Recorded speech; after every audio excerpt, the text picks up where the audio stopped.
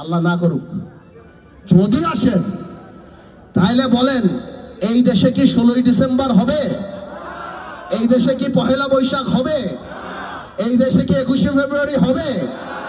এই দেশে কি কোনোভাবেও দুর্গাপূজা হবে? আপনারা একটু ক্লিয়ার করেন না, আপনারা কি সৌদি জামাত, পাকিস্তান জামাত, সিরিয়ান জামাত না দুবাইয়ের জামাত?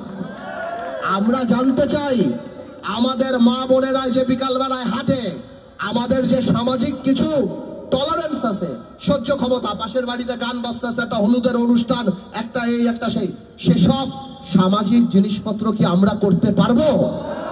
এইগুলি একটু ভোটারদের জিজ্ঞেস করেন, যে এই প্রশ্নগুলি বিবেচনা করার পর আপনি ঠিক করেন আপনি কাকে ভোট দিবেন।